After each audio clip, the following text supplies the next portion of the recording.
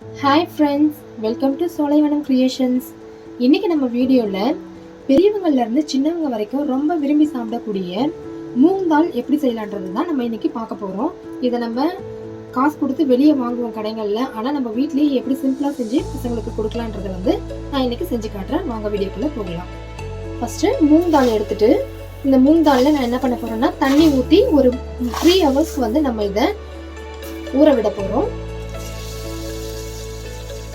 தண்ணி சேர்த்துட்டு இது ஒரு 3 hours நல்லா ஊறணும். இது ஊறினதுக்கப்புறம் நம்ம இதை செய்ய ஸ்டார்ட் பண்ணலாம். இதில் வாட்டர் ஆட் பண்ணிட்டேங்க. இதை நம்ம மூங் தாலை ஃபஸ்ட்டு என்ன பண்ணிடணும்னா நல்லா அலசிட்டு ஒரு 2 தடவை அலசிட்டு அதுக்கப்புறமா தண்ணி போட்டு ஊற வைக்கணும்.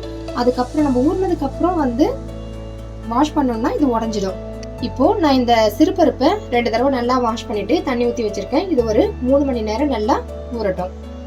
அதுக்கப்புறமா நம்ம எப்படி செய்யலான்னு பார்க்கலாம். ஓகேங்க, இப்போ 3 hours ஆயிடுச்சு.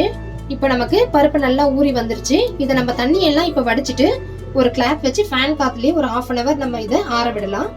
இப்போ நம்ம தண்ணியெல்லாம் வடிச்சு எடுத்தாச்சுங்க. இது மாதிரி ஒரு ஒயிட் கலர் கிளாத் வச்சு இல்லை எந்த கிளாத்லேயோ இது மாதிரி நம்ம ஃபேன் கடியில் ஒரு 1/2 hour இதை காய வைக்கலாம். வெயிலில் வைக்கணுன்ற அவசியம் கிடையாது. நம்ம ஒரு 1/2 hour இது மாதிரி ஃபேன் காத்துலயே ஆற விட்டுட்டு அதுக்கப்புறமா நம்ம ஸ்டார்ட் பண்ணலாம் செய்ய. அவ்வளவுதாங்க. இது மாதிரி ஃபேன் காத்துல நம்ம நல்லா இதை ஆற விட்டுலாம். ஒரு 1/2 hour இது நல்லா ஆறி வரட்டும். நான் இன்னைக்கு ஒரு 3 hours இதை ஊற வச்சிருந்தேன். 3 hoursக்கே நல்லா ஊறி வந்திருக்கு பாருங்க. இதை நம்ம மறந்துட்டனாலும் ஒரு 3 hours இல்லைனாலும் ஒரு 10 minutes எக்ஸ்ட்ரா விடலாம். விட்டுட்டு இது மாதிரி எடுத்து ஒரு 1/2 hour நல்லா ஆறுனதுக்கு அப்புறமா இதை நல்லா தொடச்சி எடுத்துட்டு அதுக்கப்புறமா ஆயிலில் போட்டு இதை ஃப்ரை பண்ணி எடுக்கலாம். இப்போ நம்ம 1/2 hour நல்லா ஃபேன் காற்றுல ஆற விட்டு எடுத்துட்டோங்க.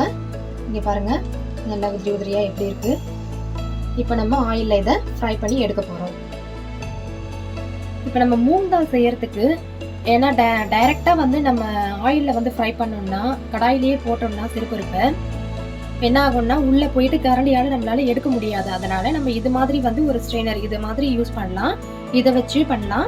ஆயிலில் இதை உள்ளே விட்டுட்டு அப்படியே நம்ம ஆயிலில் வச்சு இதை எடுத்துடலாம். இந்த மாதிரி அது மாதிரி யூஸ் பண்ணலாம். அப்படி இல்லைன்னா இது மாதிரி எடுத்து இதுலேயும் யூஸ் பண்ணலாம். ஏன்னா இதெல்லாம் நம்ம ஆயிலில் டைரெக்டாக வச்சோம்னா இதுல இருந்து அப்படியே சிறுபருப்பு ரொம்ப சின்ன சின்னது கடாயில் நம்ம அப்படியே ஆயிலில் போட்டோம்னா அதை எடுக்க முடியாது. அப்படின்னாலும் இதில் வச்சு நம்ம எடுத்தோம்னா ஆயிலிருந்து டைரெக்டாக அப்படியே எடுத்துடலாம் நம்ம.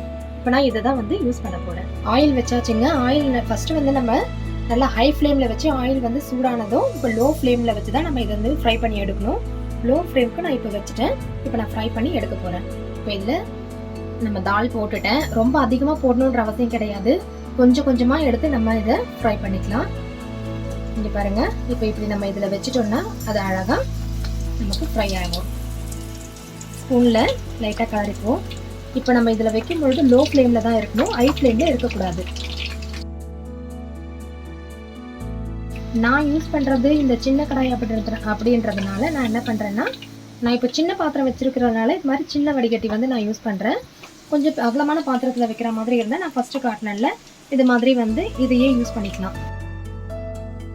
இப்போ நம்மளுடைய தால் நல்லா ஃப்ரை ஆகிட்டு இருக்கோம். இல்லை நம்ம இதை ரொம்ப ஹை ஃப்ளேமில் வச்சுட்டா என்ன ஆகும்னா திடீர்னு அது கருகிற மாதிரி ஆகிடும். அந்த ஸ்டேஜ் இல்லாதப்ப ஓரளவுக்கு கிறிஸ்பியாக வரும்பொழுது நம்ம இதிலேருந்து எடுத்துடலாம்.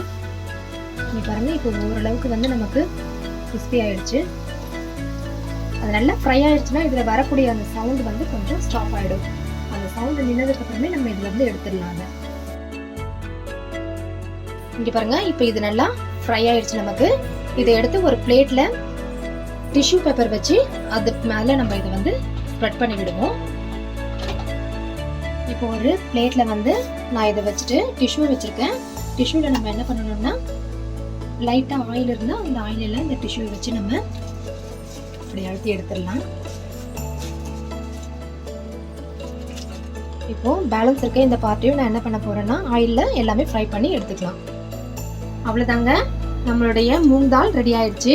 ஃப்ரை பண்ணி எல்லாத்தையும் நான் எடுத்து இப்போ இதில் ஒரு பவுலில் வச்சுருக்கேன். லைட்டாக இதில் கொஞ்சம் ஆயில் இருக்க மாதிரி இருந்தால் டிஷ்யூவில் நம்ம எல்லாத்தையும் ஆயில் அந்தளவுக்கு ஆகாது. லைட்டாக இருந்த ஆயிலையும் டிஷ்யூ பேப்பர் வச்சு நம்ம எடுத்தாச்சு. நம்மளுடைய மூங் தால் ரெடி ஆயிடுச்சு பாருங்கள். இங்கே பாருங்கள் இதோடைய சவுண்டே எவ்வளோ கிறிஸ்பியாக இருக்குது பாருங்கள்.